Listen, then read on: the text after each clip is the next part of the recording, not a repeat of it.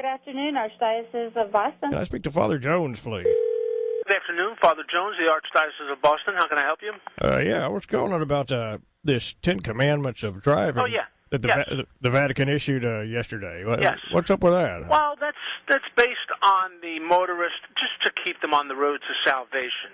You know, there's a lot of warnings going out there to the drivers on how they drive, and it's the reason because of their road rage, the abuse of alcohol, and just simple rudeness. Yeah, doesn't the Pope have more pressing issues at hand? Like what? You got 1 million people being raped and mutilated in Darfur, and he's worried about illegal U-turns and improper fucking lane change. You might have a point there, but now the Vatican does have concerns with what's going on the roads today. There's a lot of problems. You know, you got to look at the deaths right off the bat. Well, I don't think the Pope coming up with a glorified safe driving pamphlet's going to save anybody's life. How about something more useful, like a Catholic airbag shaped like a little boy's ass cheeks? You got to be kidding me. Of course, then every priest that gets behind the wheel would be looking to run into a brick wall. I think you are on the wrong path. Well, set me straight on all these Catholic road rules, Padre. I hear you don't want us to flip anybody off anymore. These are plain and simple. There's other things you can do instead of being rude. Perform the sign of the cross if somebody cuts you off. The sign of the cross? Look, I'm not battling a vampire. I'm dealing with some asshole tailgater, and I got road rage. Just stay calm. Start reciting the rosary. That'll keep you occupied, and that'll take your mind very quickly off that rage. Oh, that's a great idea. And are you going to pay my medical bills when some maniac comes after me with a baseball bat and I try to fend him off with some plastic fucking beads? Whoa. Let's back up there and watch that mouth there, will you? No, I sincerely apologize, Father, but I was reading these commandments, and one of them says cars should not be objects of vanity or power. That's correct. Now, correct me if I'm wrong, but doesn't the Pope Mobile cost upwards of $1 million? Yes, but you got to understand, that's to protect him. Yeah, but $1 million, that's a dope-ass ride. Don't you think you could tone it down a little? Well, that's to protect him. Don't you understand?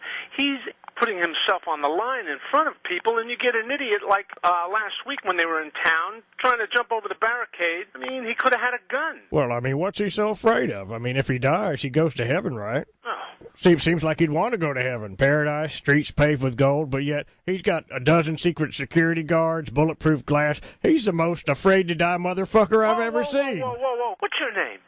My name's Ned. You sound very familiar. Have I dealt with you a few years back? Well, look, I have many concerns with the Catholic Church, and I often call to voice my opinions. Do you have a problem with that? I'm starting to remember that voice. I didn't care for your smart aleck remarks. Don't you have anything better to do? Why are you calling today anyway? Listen, I'm sorry if I'm upsetting you, but I'm just trying to understand the relevance of these 10 driving commandments. One of them says, do not use your car as a place of sin.